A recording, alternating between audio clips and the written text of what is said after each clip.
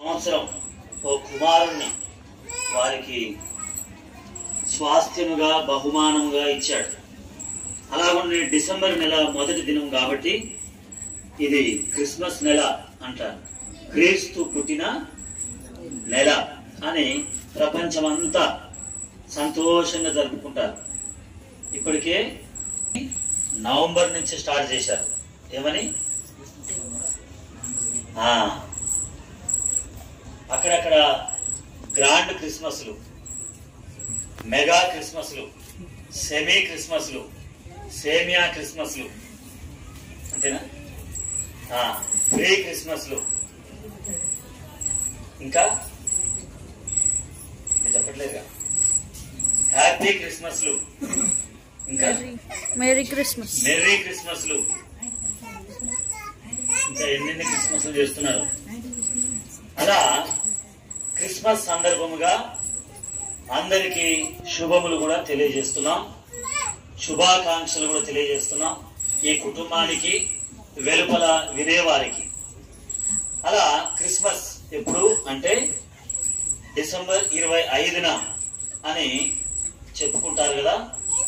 అయితే దానికి ముందు జన్మించినటువంటి, క్రిస్మస్ కంటే ముందే జన్మించినటువంటి భక్తుడు ఎవరైనా యోహాను అనేటువంటి ఆయన జన్మము, ఆయన జీవితము, ఆయన యొక్క మాటలు, ఆయనకున్నటువంటి సాక్ష్యము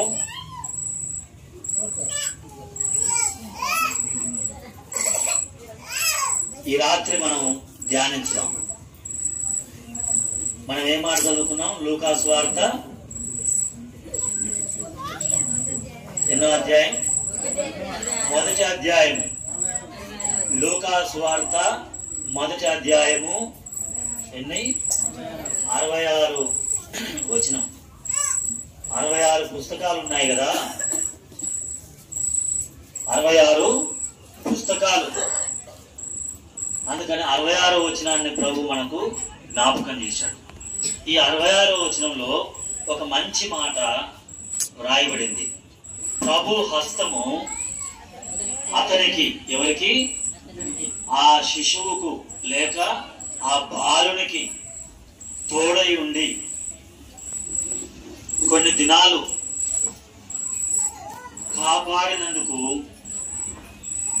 అక్కడ విన్న వారందరూ కూడా ఏం చేశారట చెప్పండి? ఈ బిడ్డ ఎలాంటి వాడగును అని వాటిని ఏం చేశారు? మనస్సులో ఉంచుకున్నారు. ఆ మాటలు చెబుతూ ఉన్నప్పుడు ఆశ్చర్యం, చాలా ఆశ్చర్యం జరిగింది. ఆ తల్లిదండ్రులు జకరియా ఎలిజబెత్. ఈ జకరియా ఎలిజబెత్ల కుటుంబంలో దేవుడు ఒక గొప్ప కార్యం జరిగించాడు. ఆ జరిగించేటప్పుడే ముందుగానే యెషయా గ్రంథంలో రాశాడు ఆ మాటలు. యెషయా గ్రంథము 40వ అధ్యాయం.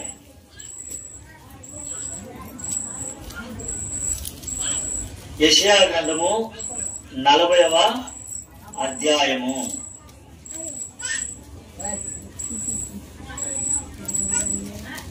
3వ వచనం.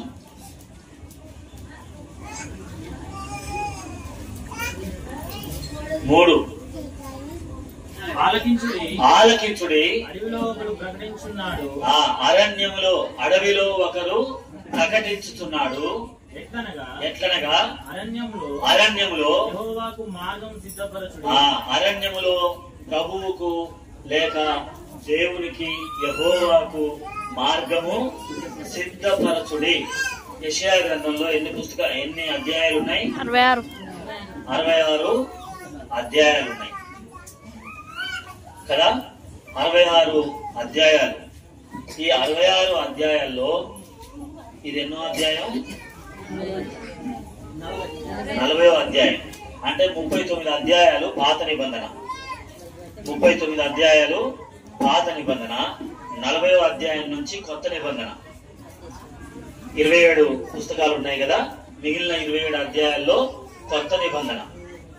కాబట్టి కొత్త నిబంధనలో ఏదైతే ప్రకటించబడిందో అదే ఈ 40వ అధ్యాయంలో ప్రకటించబడింది. చూడండి, మత్తయి సువార్త 40వ పుస్తకం ఏది? 40వ పుస్తకం ఏది?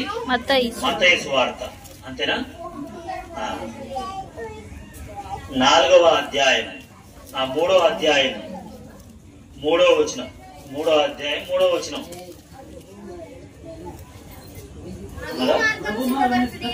అక్కడ యెహోవా మార్గం, కొత్త నిబంధనలో యెహోవా అనే మాట వారు రాయాలంటే భయపడతారు. యెహోవా అనే మాట వ్యర్థంగా ఉచ్చరిస్తే అదేంటి? ఆజ్ఞల్లో ఒక ఆజ్ఞ. ఏమని? యెహోవా అనే మాట వ్యర్థముగా ఉచ్చరించకూడదు. అందుకని వ్యర్థంగా కాదు, సాధారణంగా కూడా మనం పలుకోద్దని యెహోవా అనే మాట వాళ్ళు పలకలేదు. అందుకని ఏమని పలికేవారు? ప్రభువు అని పలికేవారు. అర్థమైంది కదా? కొత్త నిబంధనలో యెహోవా అనే మాట ఎందుకు రాయరు అంటే, పాత నిబంధనలో యేసు క్రీస్తు అనే మాట రాయలేదు, కొత్త నిబంధనలోనేమో యెహోవా అనే మాట రాయలేదు. ఇప్పుడు యెహోవా అనే మాట రాయకపోయినా ప్రభువు అనే మాట రాశారంటే అది దేని కొరకు ఆ మాట రాసింది? యెహోవాను గుర్తు చేసుకోవడానికి. అసలే ఆ పేరును మర్చిపోకుండా ఉండడానికి ప్రభువు అనే మాట పలికారు. ఇప్పుడు ఆ మాట పలికిందెవరు చెప్పండి? బాప్తిస్మం ఇచ్చే యోహాను. అందుకని క్రిస్మస్ కు ముందు జన్మించాడు ఆయన. మొదటి మీటింగ్ కాబట్టి క్రిస్మస్ కు ముందు, క్రీస్తును ఈ లోకానికి పరిచయం చేయక ముందు ఎవరిని పరిచయం చేశారు? ముందు యోహానును పరిచయం చేశారు. ఎందుకంటే ఒకేసారి యేసు ప్రభువుని ఇలా చూపించే కంటే ముందు కొంత చరిత్ర చూపించాలి.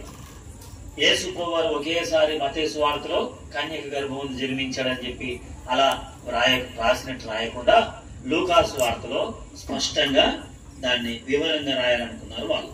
అది లూకా సువార్త 1వ అధ్యాయము 1-2 వచనాల్లో ఉంది. చూడండి, లూకా సువార్త 1వ అధ్యాయము 1-2 వచనాలు. ఘనత వహించిన తెయోఫిల, ఆరంభము నుండి కనులారా చూచి వాక్య సేవకులైన వారు మన మధ్యను నెరవేరిన కార్యములను గూర్చి వివరముగా వ్రాయుటకు అనేకులు పూనుకున్నారు. అయితే ఈయన ఎలా రాయాలనుకున్నాడు? అందులో చివరిలో ఉంది చూడండి, వరుసగా రచించుట యుక్తము, వరుసగా రాయాలనుకున్నాడు.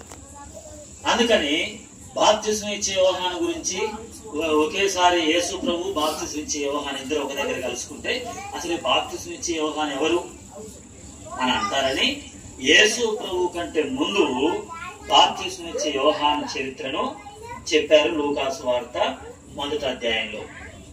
ఎందుకు అని అంటే, యేసు ప్రభు వారి గురించి ప్రవచించినటువంటి ప్రవక్తలందరూ ఏమైపోయారు చెప్పండి? వారు ప్రభు దగ్గరికి వెళ్ళిపోయారు.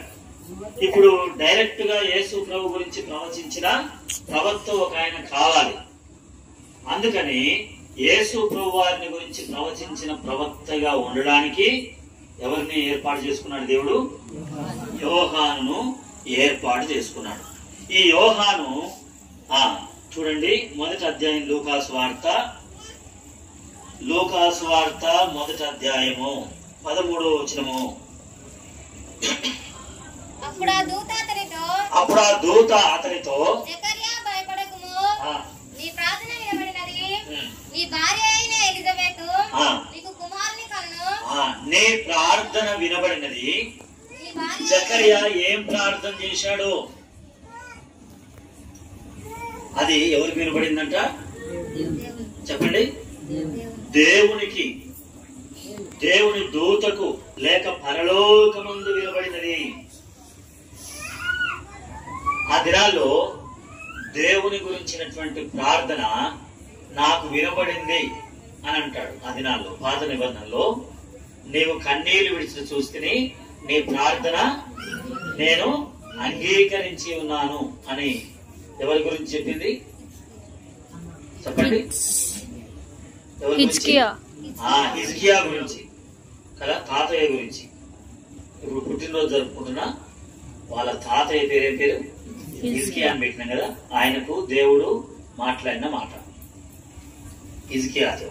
అలా దేవుడు ముందుగా మాట్లాడుతున్నాడు. పాత నిబంధనలో దేవుని నివాస స్థలమునకు చేరేది ఆ దినాల్లో వాళ్ళ ప్రార్థన. నిర్గమాకాండం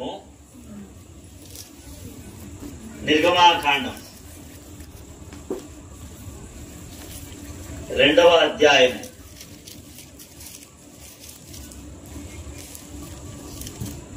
23వ వచనం చివరిలో ఉంది.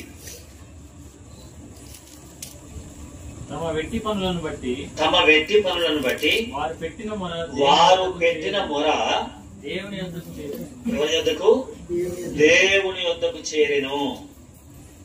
ఎన్నో వచనం? నిర్గమాకాండం 2వ అధ్యాయము 23వ వచనం. తర్వాత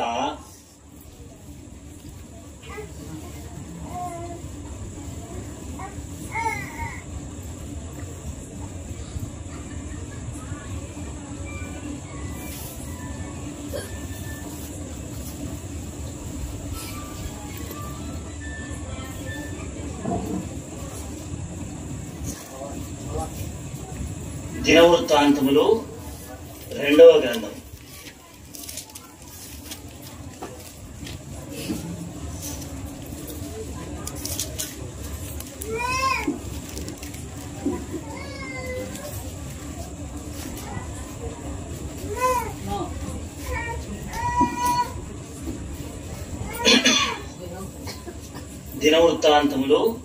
2వ గ్రంథములో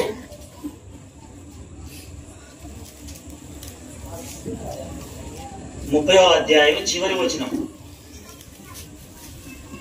30వ అధ్యాయము చివరి వచనం.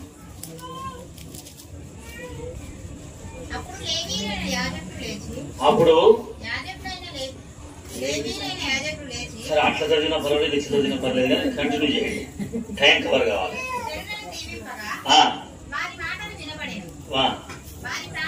వారి ప్రార్థన ఆకాశమునున్న పరిశుద్ధ నివాసమునకు చేరెను. అలా కొన్ని వచనాలు చూపించాను మీకు అట్లా కదా. అక్కడక్కడ ఎజ్రా గ్రంథంలోను, నెహెమియా గ్రంథంలోను, ఇంకా అక్కడక్కడ వారి ప్రార్థనలు ఎక్కడ వినపడుతున్నాయి చెప్పండి? ఎక్కడ? పరిశుద్ధ నివాస స్థలానికి, దేవుని యొద్దకు, దేవుని దూతల యొద్దకు, ఆకాశంలోనికి, ఆకాశంలో ఉన్న పరిశుద్ధ నివాస స్థలమునకు. కాబట్టి ప్రార్థన ఖచ్చితంగా ఏమవుతుంది? వినబడుతుంది. కన్నీటితో చేసిన ప్రార్థన, దుఃఖముతో చేసిన ప్రార్థన, ఆశతో చేసిన ప్రార్థన, విశ్వాసంతో చేసిన ప్రార్థన, ఆకలితో చేసిన ప్రార్థన, రోషముతో చేసిన ప్రార్థన, లేక భారముతో చేసిన ప్రార్థన దేవుని యొక్క నివాస స్థలమునకు చేరి అక్కడి నుండి దేవుడు ఎవరిని పంపిస్తున్నాడు? కొర్నేలు కూడా ప్రార్థన చేస్తే నీ ప్రార్థన నాకు వినబడింది, నేను దూతను పంపిస్తున్నానని కొర్నేలు గురించి కూడా రాసింది కదా అపోస్తల కార్యం 10వ అధ్యాయం. సమయం లేదు, అక్కడికి వెళ్ళొద్దు. ఇంకా ఇది ఒక పద్ధతి, దైవ పద్ధతి. అలా జకరియా ప్రార్థన కూడా ఏమైంది? జకరియా ఎలిజబెతులు వారు ప్రార్థన చేశారు. ఆ ప్రార్థనకు జవాబు, వారు ఏం ప్రార్థన చేశారో అక్కడ జవాబు చూస్తే అర్థమవుతుంది వాళ్ళు చేసిన ప్రార్థన ఇదని. అంతేనా? నేను మెడికల్ షాప్ కు వెళ్ళి అక్కడ చిట్టి ఇచ్చాను. చీటీ అంటే ఏమంటారు? ప్రిస్క్రిప్షన్. సార్ నాకు అంటారు అనుకోండి. నేను చిట్టి అంటే సరిపోదు. ఆ చిట్టి ఇచ్చాను, వాళ్ళు నాకు మెడిసిన్ ఇచ్చారు. ఇచ్చి ఈ మెడిసిన్ ఇందులో ఉన్నాయి కరెక్ట్ ఏంటంటే అదే రాత ఎలా ఉంటది చెప్పండి? ఆ రాత ఏం ఎలా ఉంటుంది? మనం కరెంట్ వైర్ లాగా ఉంటుంది, మైక్ వైర్ లాగా ఉంటుంది. అంతేనా? అర్థం కాదు. కానీ అది చూస్తే డాక్టర్కి అర్థమవుతుంది, మెడికల్ షాప్ వాళ్ళకి అర్థమవుతుంది, తర్వాత కంపౌండర్కి అర్థమవుతుంది, నర్సమ్మకు అర్థమవుతుంది, మనకు మాత్రం అర్థం కాదు. వాళ్ళు చెప్తారు అంతే. చెప్పి మనం ఇంకా అది కూడా అర్థం చేసుకుంటాం లేదని చెప్పి ఓ పెన్ను తీసుకొని దాని మీద ఉదయం, పరిగడుపున, మధ్యాహ్నం, రాత్రి అని రాస్తారా లేదా? అలాగే ఇక్కడ ప్రార్థనకు జవాబు చదవండి. ఇప్పుడు 13వ వచనం, లూకాసు వార్త 1వ అధ్యాయము 13వ వచనము. అతనితో జకర్యా భయపడకుము, నీ ప్రార్థన వినబడినది, అను అతనికి యోహాను అను పేరు పెట్టుదువు. చూడండి, పుట్టక ముందే పేర్లు పెట్టబడిన వారు బైబిల్లో కొంతమంది ఉన్నారు. అందులో యేసు ప్రభు ఒక ఆయన, యేసు ప్రభు కంటే ముందు పుట్టిన యోహాను, తర్వాత అబ్రహాము కుమారుడైన ఇస్సాకు, ఇలా కొంతమంది పేర్లు ముందే పెట్టబడ్డాయి. ముందే. కాబట్టి ఈయన ప్రార్థనలో ఏమని ప్రార్థన చేసి ఉంటాడు? 14వ వచనం, అతడు ప్రభు దృష్టికి, ఎవరి దృష్టికి? ప్రభు దృష్టికి గొప్పవాడవుతాడు. పాత నిబంధన ప్రకారంగా ద్రాక్షారసమే గాని మద్యమే గాని త్రాగకుండా అని చూడండి. అంటే పాత నిబంధనలో నాజీరు అంటారు వాళ్ళు. అదే ముస్లిం వాళ్ళు పెట్టుకుంటారు పేరు నజీర్ అని. అర్థమైందా? నజీర్ అని పెట్టుకుంటారు కదా, అదే పేరు నాజీర్. అయితే నాజీరు అంటే ప్రత్యేకించబడినటువంటి వాడు, ఒక పని కొరకై ప్రత్యేకించబడినటువంటి, పుట్టక ముందే ఒక పని కొరకు ప్రత్యేకించబడినటువంటి వాడుగా జకర్యా ప్రార్థన చేశాడు. ఇదే న్యాయాధిపతుల గ్రంథంలో మానోహ అనేటువంటి ఒక ఆయన కూడా ప్రార్థన చేశాడు. ఆ ప్రార్థన ప్రకారంగానే నాజీరుగా ఒక ఆయనను ఇచ్చాడు.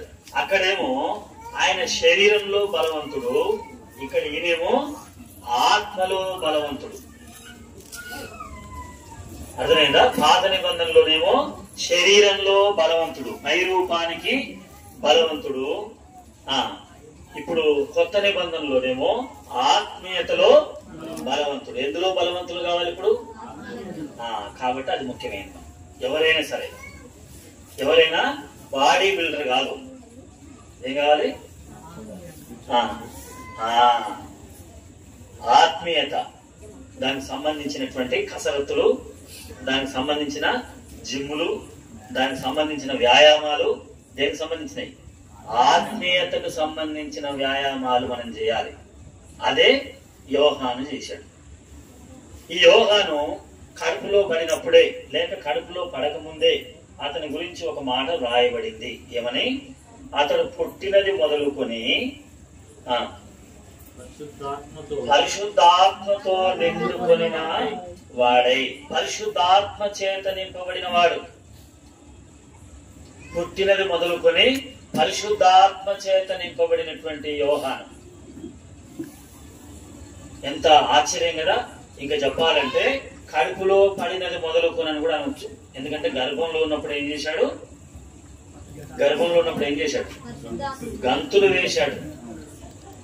యేసు ప్రభు వారిని ఆరాధించినటువంటి వారిలో మొదటి వ్యక్తి ఎవరంటే యోహానే ప్రభువును ముందు ఆరాధించాడు. ఎలా? గంతుల ద్వారా. కాబట్టి గర్భంలో ఉన్నటువంటి శిశువు మాటలు రావు కాబట్టి గంతుల ద్వారా ఆరాధన చేస్తారు. ఇప్పుడు మనకేమొస్తాయి? మాటలు వస్తాయి. కాబట్టి మనం ఇప్పుడు ఆ అబ్బాయి ఉన్నాడు, ఏ అబ్బాయి? అభినయ్ ఉన్నాడు. మాటలు వస్తాయా? యేసయ్యా నన్ను పుట్టించినందుకు నీకు వందనాలు అనరాక ఏం చేస్తాడు? గంతులు లేకపోతే ఇట్లా అంటాడు, అంతేనా? లేకపోతే ఇట్లా కాళ్ళు చేతులు ఇట్లా ఆడిస్తాడు. అప్పుడు మనం చూసి అబ్బాయిని సంతోషపడతాం. అది ఎందుకంటే అది ఎదుగుదల లేనటువంటి స్థాయి కాబట్టి. ఇలా పరిశుద్ధాత్మ చేత నింపబడినటువంటి వాడు ఎలా ఉన్నాడంటే చూడండి, చక్కటి మాటలు రాయబడ్డాయి. ఇప్పుడు అతడు కడుపులో పడినప్పుడే ఆ మాటలు మంచి మాటలు. 17వ వచనం, మరియు అతడు తండ్రుల హృదయములను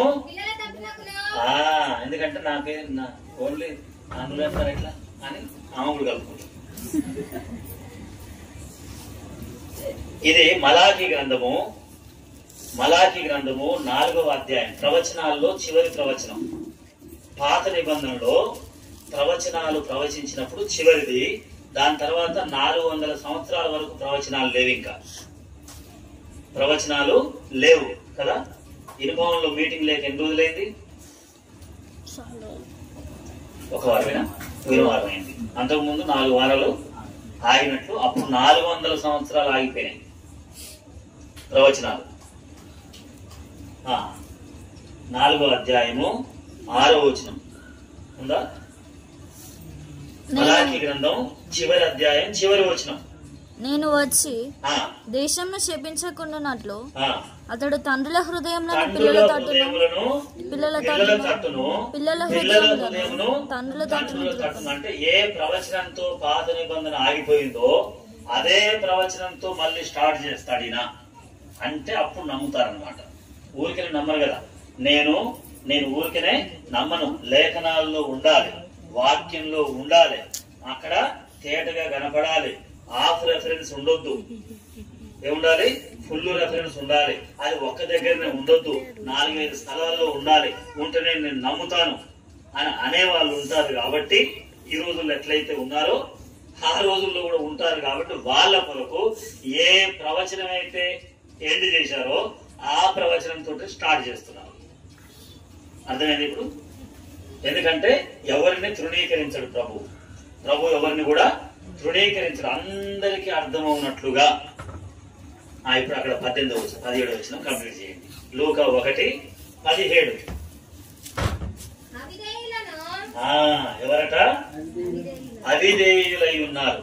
లోకమంతా ఈ గోరెంకలపల్లి గ్రామంలోనే గాని నకరేకల్, ఇదే మండలం, నకరేకల్ మండలంలోనే గాని, నల్లగొండ జిల్లాలోనే గాని, ఆంధ్రప్రదేశ్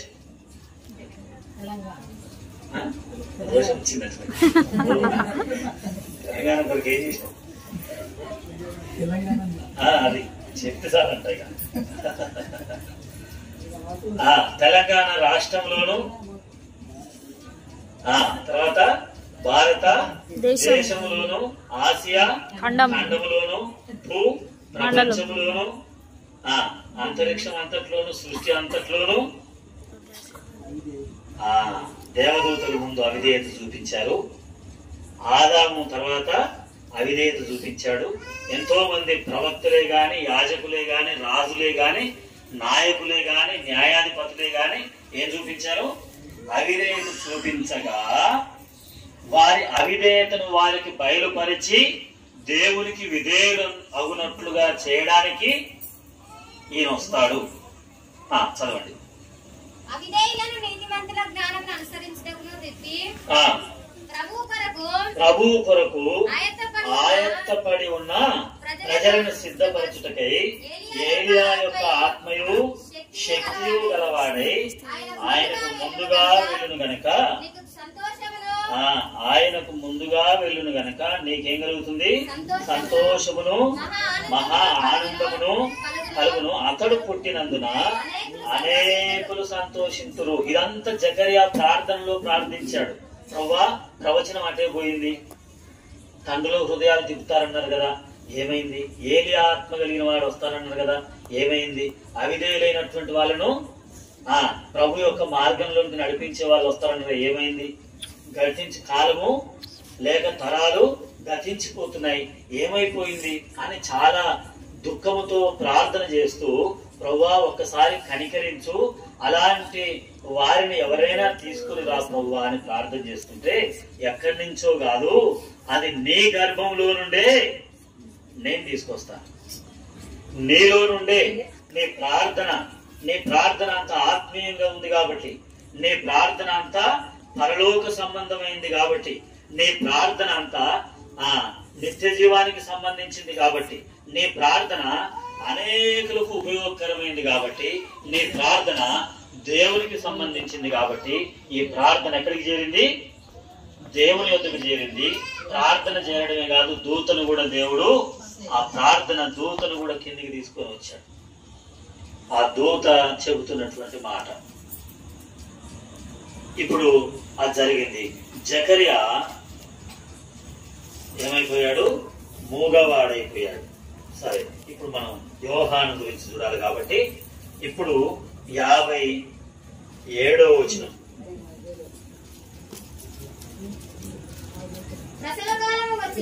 ప్రసవ కాలం వచ్చినప్పుడు కనెను.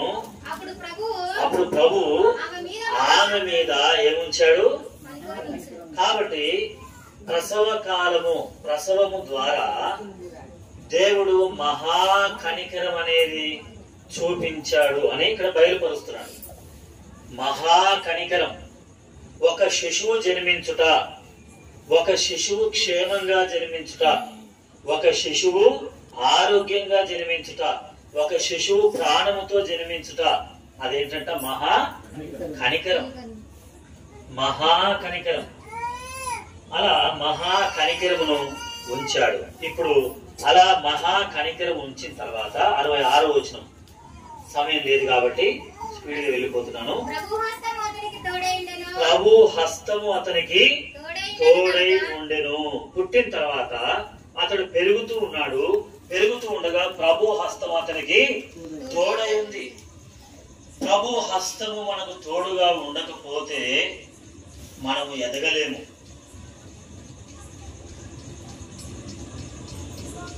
మనం ఎదగాలంటే ఏముండాలి? ప్రభు హస్తము మనకు తోడుగా ఉండాలి. ఈ రోజు మనం ఈ స్థాయికి మనం ఎదిగామంటే ప్రభు హస్తం మనకు తోడుగా ఉంది.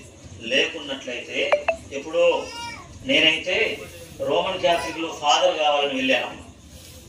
ఫాదర్ అయితే మంచిదని. లేకుంటే క్రీస్తు సంఘం తరఫున ఏం కావాలి చెప్పండి? ట్రైనింగ్ చేసి క్రీస్తు సంఘంలో ఒక పాస్టర్ కావాలని నన్ను చూసినటువంటి వాళ్ళు ఆలోచించారు కదా. తర్వాత మరి మ్యారేజ్ అయిన తర్వాత పెద్దకోసు సహవాసానికి వెళ్ళాను. అంతేనా? ఏదైనా కానీ మళ్ళీ నేను ఈ విధంగా రక్షణ సువార్త అందరికీ అందించే స్థాయిలో ఉన్నానంటే నా మంచితనం ఏమీ కాదు. నాకే నేనైతే రోమన్ క్యాథలిక్ వెళ్ళేవాడిని, నా స్నేహితుల ద్వారానైతేనేమో క్రీస్తు సంఘంలోకి వెళ్ళేవాడిని, మా బంధువుల ద్వారానైతేనేమో ఆ పెద్దకోస్తులోనే ఉండేవాడిని. దేవుడి యొక్క హస్తం నాకు తోడుగా ఉన్నందున ఇలా నేను ఈ రక్షణ సువార్త అందించేటువంటి, లేకపోతే నేను కూడా రెవరెండ్ అని అనిపించుకునేవాడిని, లేకుంటే ఫాదర్ అని అనిపించుకునేవాడిని.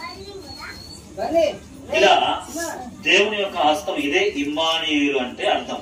ఇమ్మానుయేలు అంటే అర్థం ఏంటి? దేవుడు మనకు తోడు. అలా వచ్చాడు. వచ్చిన తర్వాత ఏం జరిగింది? 80వ వచనం.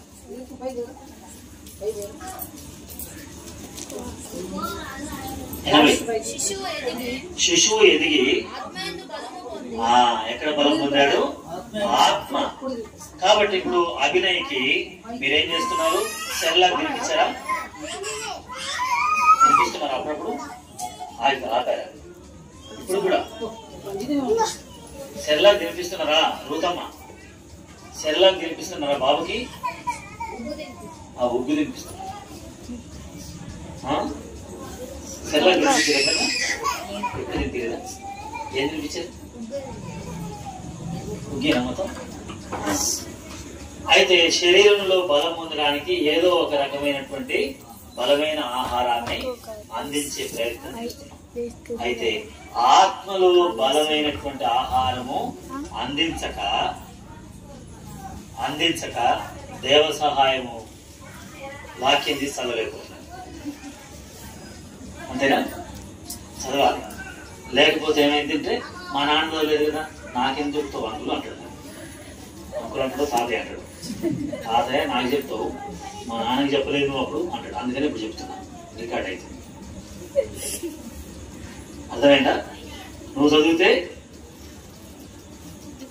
చెప్పు, అభినయ్ కూడా చదువుతాడు. నువ్వు పాడితే అభినయ్ కూడా, నువ్వు మందిరానికి వస్తే అభినయ్ కూడా వస్తాడు. ఆత్మలో బలం పొందడానికి ఎక్కడికి? మందిరం, సహవాసం, తర్వాత ప్రార్థన, ఆరాధన, వాక్యం, ఇవన్నీ మరి ఎవరికి? యోహానికి ఎలా ఉన్నాయంటే చూడండి, ఆయనకు ఉన్నటువంటి విషయాలు ఎలా ఉన్నాయో ఉదాహరణ చూద్దాం. ఒక మాట చూపిస్తే మీకు అర్థమైంది.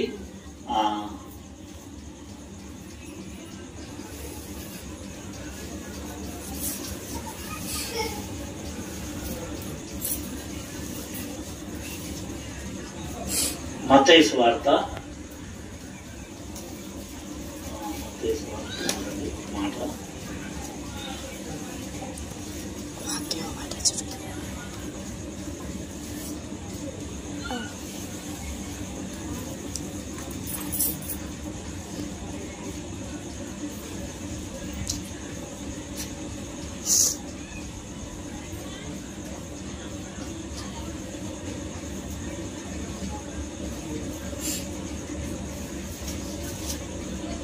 ఉదాహరణకు మార్కు సువార్త 2వ అధ్యాయము 18వ వచనం. మార్కు సువార్త 2:18. యోహాను శిష్యులను పరిసయ్యులను ఏం చేసేవారు? ఉపవాసం చేసేవారు. అర్థమైందా? మరి బలమైన ఆహారంతో పాటు ఏం చేశారు? ఉపవాసం చేసేవారు. తర్వాత ఏమంటాడంటే ప్రార్థన నేర్పించే దాని గురించి చూడండి.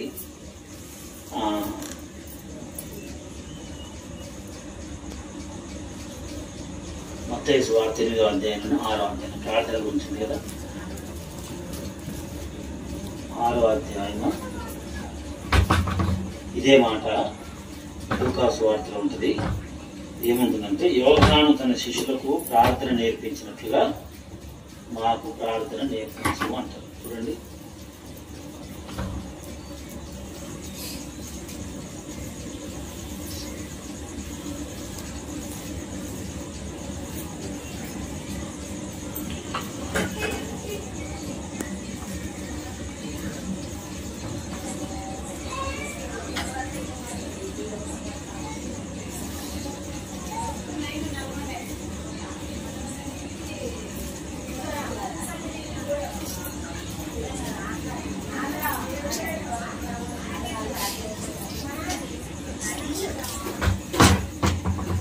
దొరికిందా?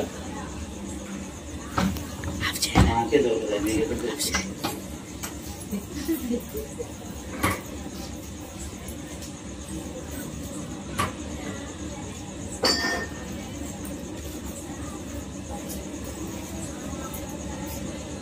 లూకా 11 మేము చూసినాం.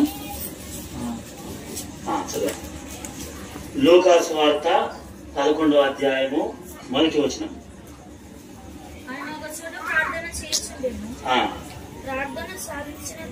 తర్వాత ఇక్కడ ఉంది.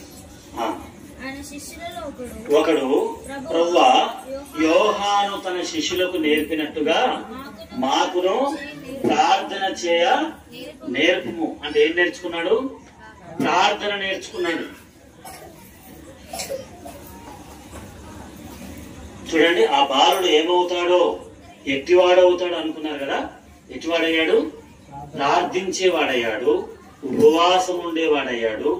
అంతేకాకుండా సువార్త ప్రకటించడంలో ముందు ప్రకటించినవారు మారు మనసుకు తగిన ఫలము ఫలించండి, గొడ్డలి చెట్ల వేరున ఉన్నది, మీరు మారు మనసు పొందకపోతే ఏమవుతుంది? నరకబడి అగ్నిలో వేయబడినట్లుగా నిత్య నరకము నరకాగ్నిలోనికి వెళ్తారని ప్రకటించింది ఎవరంటే యోహాను. ఎంత మంచి సాక్ష్యం కదా. ఎట్టి వాడవుతాడో, ఎలాంటి వాడవుతాడో యోహాను స్వార్త.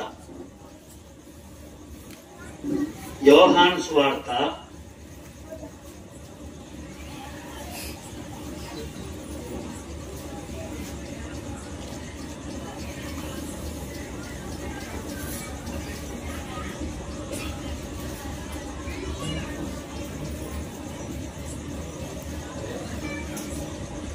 10వ అధ్యాయము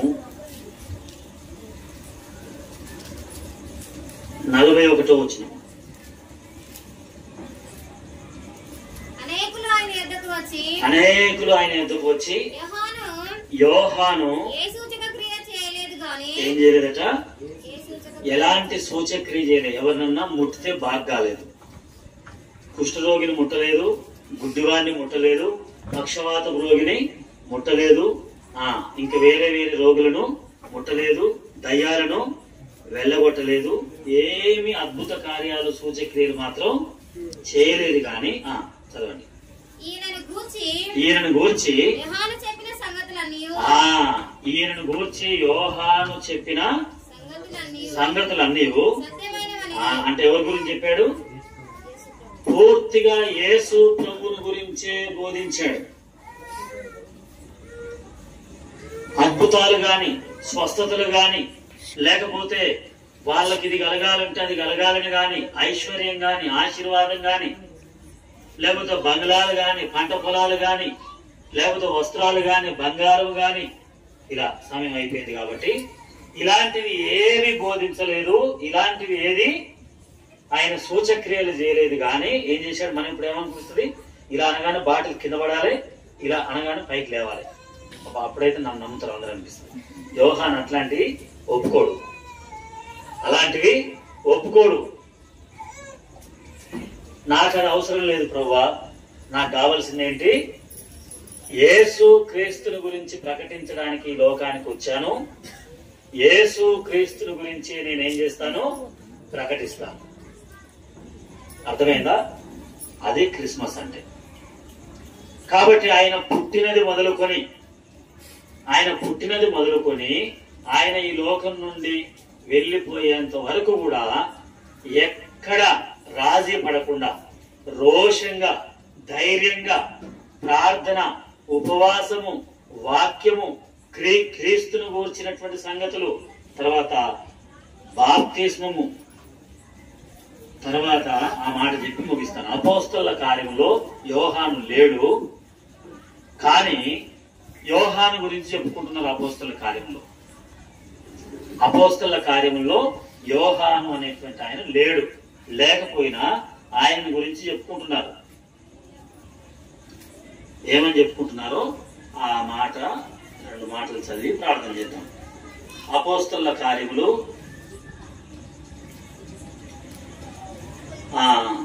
13వ అధ్యాయము 24వ వచనము.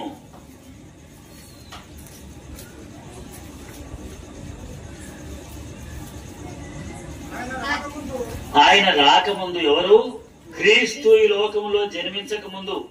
అంతేనా? 23వ వచనంలో ఉంది, రక్షకుడగు యేసును పుట్టించెను. అంటే క్రిస్మస్ జరగక ముందు, క్రీస్తు పుట్టక ముందు ఇశ్రాయేలు ప్రజలందరికీ ఎవరు ప్రకటించింది? యోహాను. యోహాను గురించి వారు మాట్లాడితే ఏం జ్ఞాపకం చేసుకుంటారంటే, క్రీస్తు పుట్టక ముందు క్రీస్తు ప్రకటించే మారు మనసును ప్రకటించిన వ్యక్తి. అంతేనా? చూడండి ఎట్లా చెప్పుకుంటున్నారు. ఇలా చాలా ఉన్నాయి. సరే, మళ్ళీ దూరం వెళ్లే వాళ్ళు ఉంటారు కాబట్టి నేను ఆపివేస్తున్నాను. ఈ మాటలు వింటున్నటువంటి నీవు కూడా క్రిస్మస్ కు ముందే ఈ మీటింగ్ వచ్చావు, క్రిస్మస్ కు ముందే ఈ వాక్యం వింటున్నావు, క్రిస్మస్ కు ముందే ఒకవేళ నేనేం చేయాలని జకరేలాగా ప్రార్థన చేశావేమో నాకు తెలియదు. ప్రభువా, నా కుటుంబంలో ఈ పరిస్థితి ఉంది, మా ఊర్లో ఈ పరిస్థితి ఉంది, నా జీవితంలో ఈ పరిస్థితి ఉంది, నా శరీరంలో ఈ పరిస్థితి ఉంది, లేకపోతే నా ఆరోగ్య విషయంలో ఈ పరిస్థితి ఉంది, ఇంకా మా ఊరిలో, మా మండలంలో, మా ప్రాంతంలో, మా బంధువుల మధ్యలో ఈ పరిస్థితి ఉందని జకరియా లాగా రహస్యంగా ఆయన ఏం ప్రార్థన చేశాడో బయటికి లేదు, కానీ రహస్యంగా ప్రార్థన చేసుకుంటున్నాడు, కన్నీటితో ప్రార్థన చేస్తున్నాడు, దుఃఖంతో ప్రార్థన చేస్తున్నాడు. జవాబు వచ్చింది. అదే జవాబు ఈ రాత్రి నీ దగ్గర కూడా వచ్చింది. ఆ జవాబే యోహాను. ఇప్పుడు ఈ జవాబు నీ దగ్గరికి వచ్చింది. నీలో నుండి ఆ యోహాను బయటికి రావాలి. ఇతడు ఎట్టివాడగునో అని అనేకులు ఏం కావాలి? 66 గ్రంథాలు కూడా అదే చెప్తున్నాయి. 66వ వచనం కూడా అదే చెప్తుంది. ఇలాంటి మీటింగ్లు ఎన్ని పెట్టినా దాని గురించే. ఎట్టివాడయ్యాడు? ప్రార్థించేవాడయ్యాడు, ఉపవాసం ఉండేవాడయ్యాడు. సూచక్రియలు కాదు మారు మనస్సు, సూచక్రియలు కాదు క్రీస్తు ఇచ్చే రక్షణ, సూచక్రియలు కాదు క్రీస్తు రక్తంలో పాప క్షమాపణ, సూచక్రియలు కాదు పరలోక రాజ్యం సమీపించింది, సూచక్రియలు కాదు కాలము సంపూర్ణమైంది, సూచక్రియలు కాదు నీ జీవితాన్ని నువ్వు మార్చుకో. ఇదే మాటలు. ఇప్పటికైనా మార్చుకుంటావా? ఇతరులకు మార్చుకోమని చెప్పగలగాలంటే ముందు నువ్వేం చేయాలి? కళ్ళు మూసుకోనండి, కళ్ళు మూసుకోనండి, మోకరించండి. కేక్ కూడా ఉంది. ఇప్పుడు కేక్ కట్ చేయక ముందు నీ హృదయంలోనికి ఈ మాటలు పోనివ్వాలి. యోహాను గురించిన మాటలు, ఎట్టివాడయ్యాడు, మరి నీవు ఎట్టివాడు కావాలి, నీ కుమారుడు ఎట్టివాడు కావాలి, నీ గర్భములో పుట్టబోయే కుమారుడు ఎట్టివాడు కావాలి, నీ గర్భములో నీ ఇంటిలో పుట్టిన పిల్లలు ఎట్టివారు కావాలి, నీ పిల్లలను నువ్వు ఎలా పెంచాలి. జకరియా ఎలిజబెతులు అలా పెంచారు. నీవు కూడా ఈ రాత్రి అలా పెంచుతావని, అలాంటి నిజమైనటువంటి తీర్మానంతో ముందుకు వెళ్తావని నేను ఆశించి దీవిస్తూ ముగిస్తున్నాను. ఈ వాక్యం కొరకు పాలన నచ్చడా రాలేదా? సంపత్ ఈ వాక్యం కొరకు ప్రార్థన చేస్తాడు.